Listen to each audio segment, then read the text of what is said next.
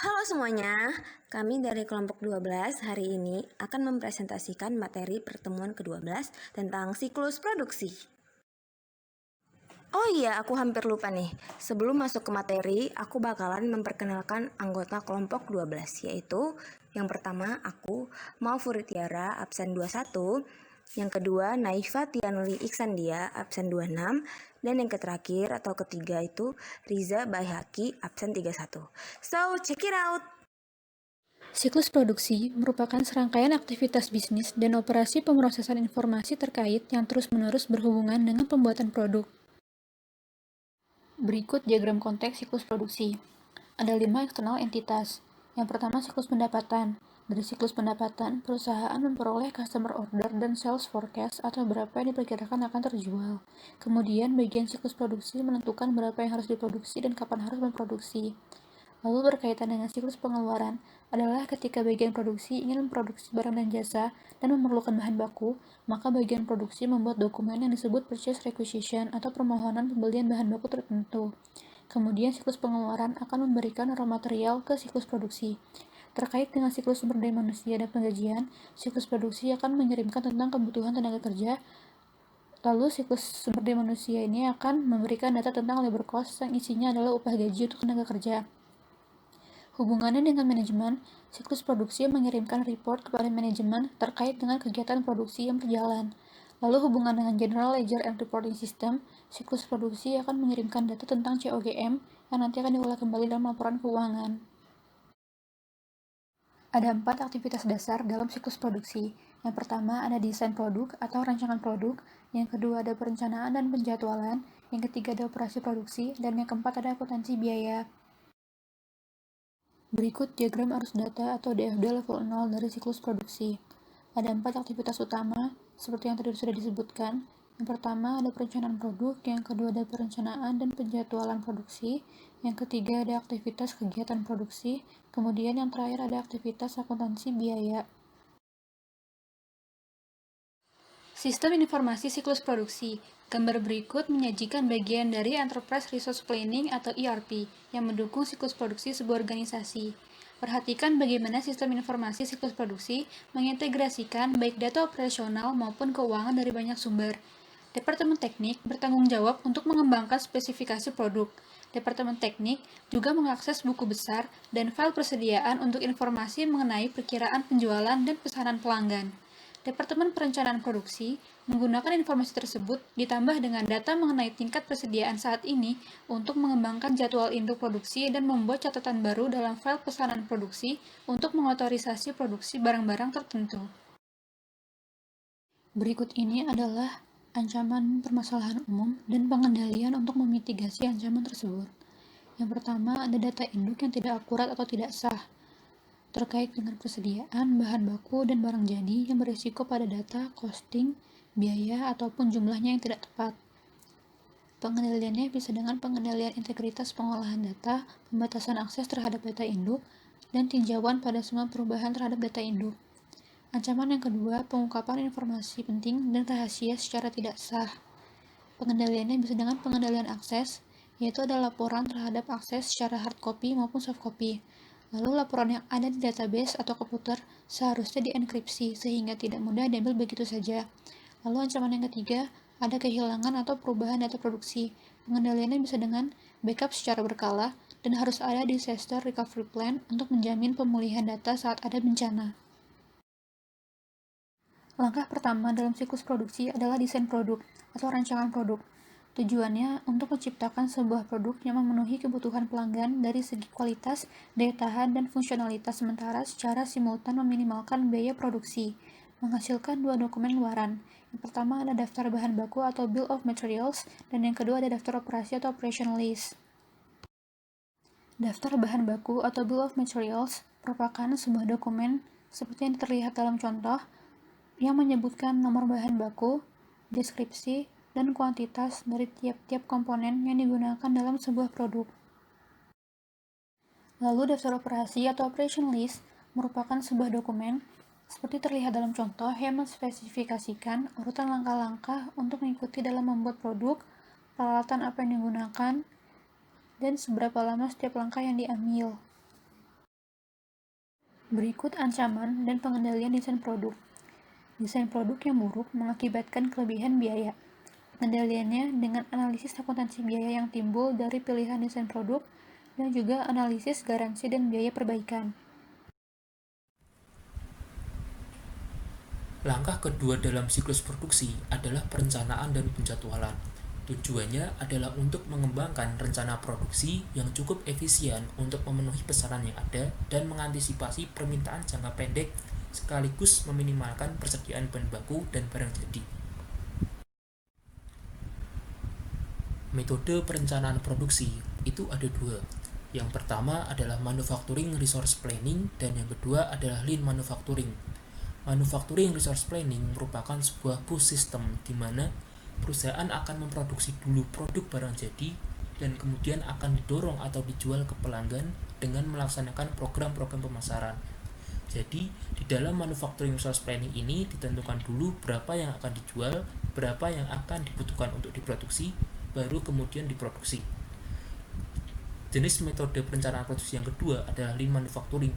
Lean manufacturing ini merupakan sebuah pull system, dalam artian ketika ada order dari pelanggan, perusahaan baru memesan bahan baku dari pemasok dan kemudian mereka baru memproduksi pesanan tersebut.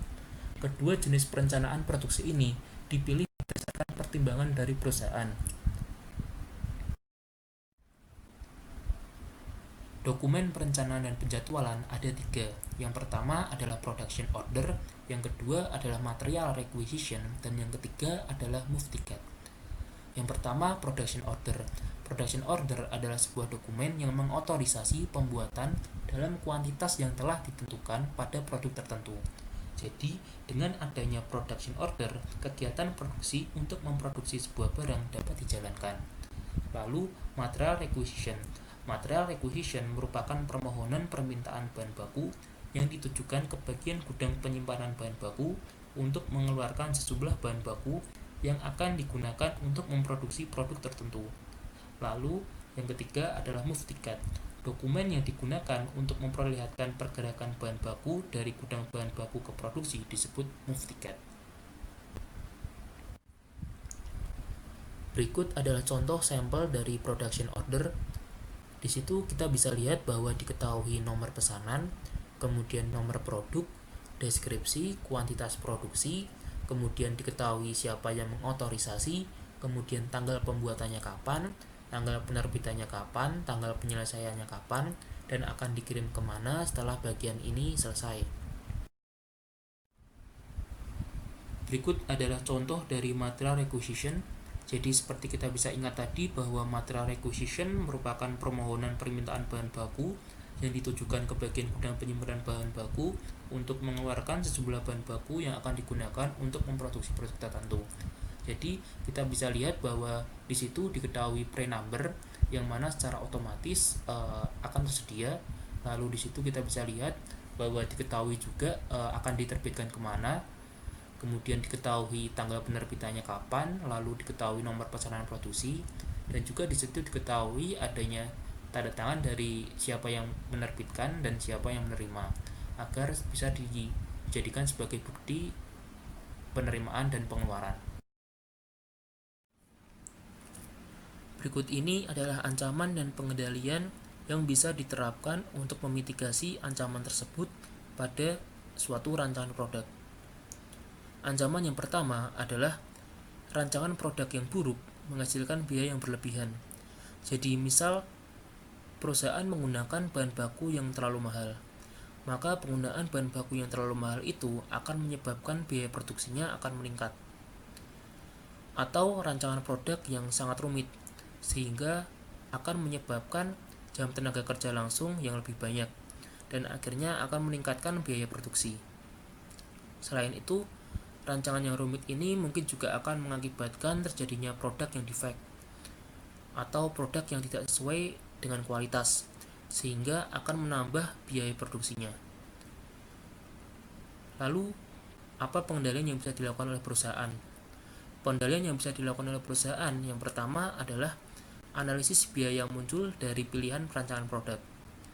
Dalam hal ini, seyogianya akuntan yang utamanya memiliki pengetahuan akuntansi biaya bisa dilibatkan dalam pembuatan rancangan produk, karena mayoritas biaya produksi ditentukan oleh rancangan produk.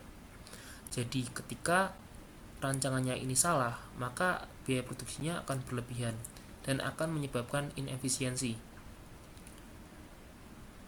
Kemudian pengendalian yang kedua yang bisa dilakukan perusahaan adalah analisis biaya perbaikan dan biaya garansi. Jadi akuntan juga akan membuat analisis biaya perbaikan dan biaya garansi. Jika suatu produk biaya perbaikan dan garansinya terlalu mahal, maka akan menimbulkan pertanyaan, apakah ada yang salah dengan rancangan produknya, sehingga produk tersebut tidak berfungsi sesuai dengan yang dijanjikan oleh perusahaan. Ancaman yang kedua adalah produk yang berlebihan dan terlalu sedikit. Produk yang berlebihan yang lebih tinggi daripada yang dijual akan meningkatkan jumlah persediaan di gudang perusahaan. Peningkatan jumlah persediaan akan meningkatkan biaya pemeliharaan atau biaya penanganan persediaan, atau yang sering kita sebut dengan istilah carrying cost. Lalu, bagaimana jika produksinya terlalu sedikit? Kalau produksinya terlalu sedikit, tidak bisa memenuhi permintaan pelanggan, maka yang terjadi adalah out of stock. Out of stock adalah biaya yang muncul karena ada order dari pelanggan, tetapi perusahaan tidak bisa memenuhinya. Lalu bagaimana pengendalian atau mitigasi yang bisa dilakukan oleh perusahaan? Pengendalian yang bisa dilakukan oleh perusahaan adalah perusahaan harus memiliki sistem perencanaan produksi.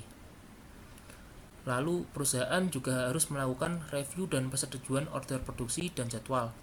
Kemudian perusahaan bisa melakukan pembatasan akses ke order dan jadwal.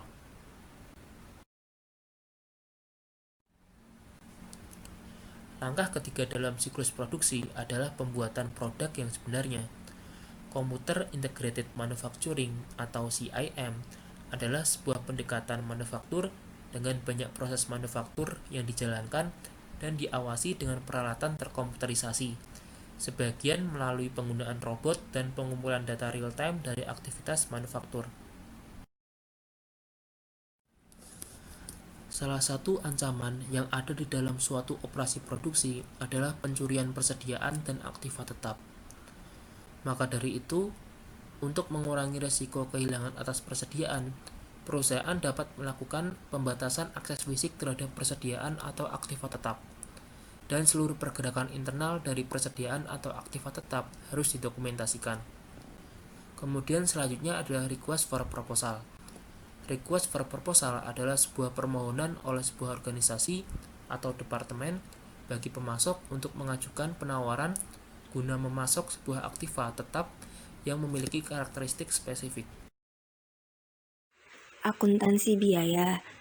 Langkah terakhir dalam siklus produksi adalah akuntansi biaya. Tujuannya adalah yang pertama menyediakan informasi untuk perencanaan, pengendalian, dan pengevaluasian kinerja operasi produksi. Yang kedua, itu untuk menyediakan data biaya yang akurat mengenai produk untuk digunakan dalam penetapan harga dan keputusan bauran produk.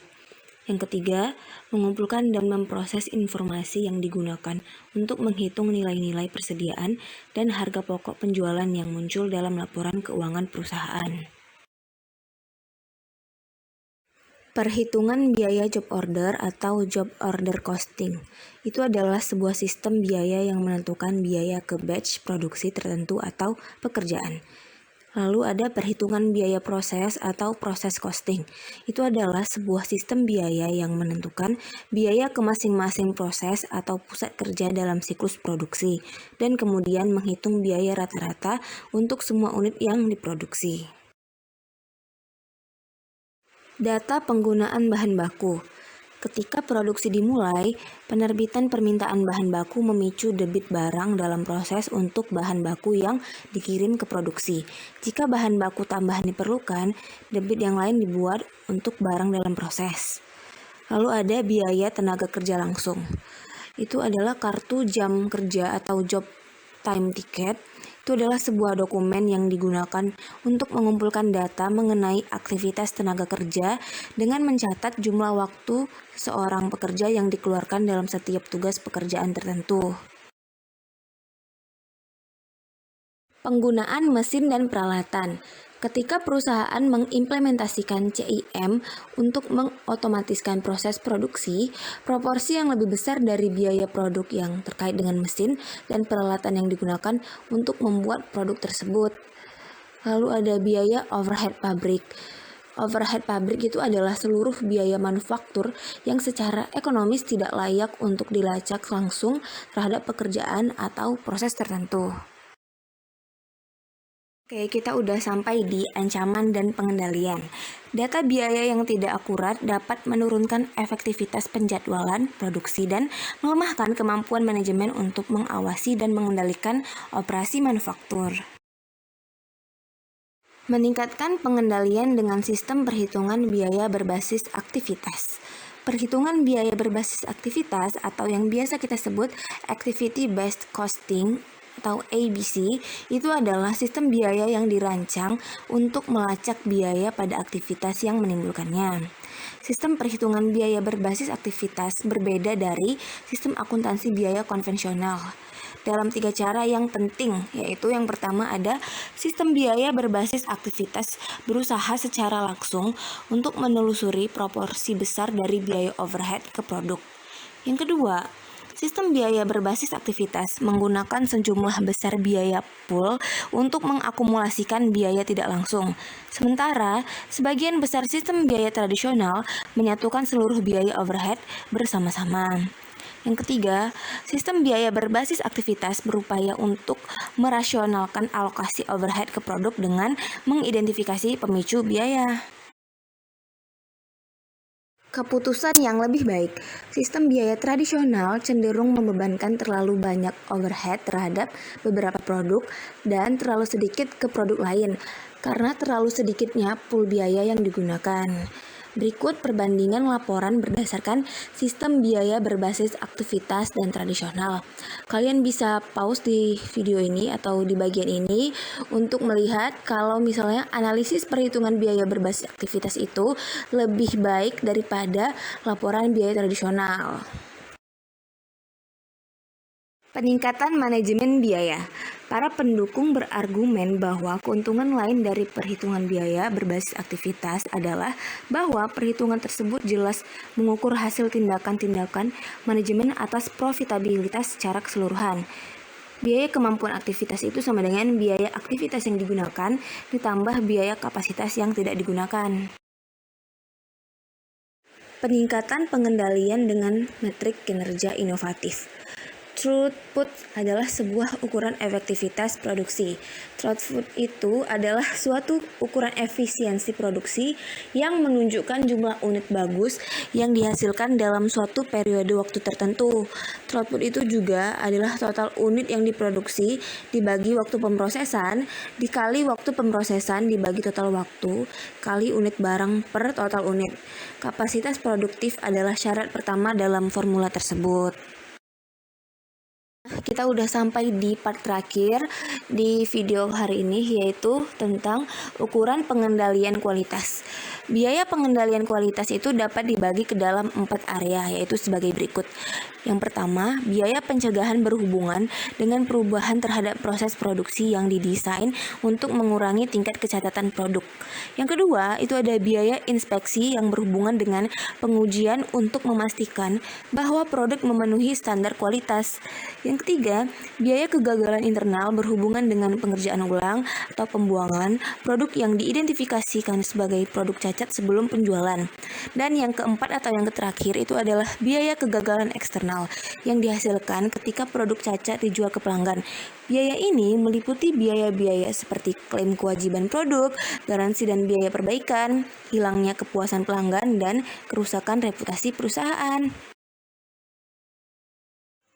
Baiklah, sekian untuk video hari ini tentang siklus produksi. Maaf kalau ada kesalahan dan kekurangan. Terima kasih.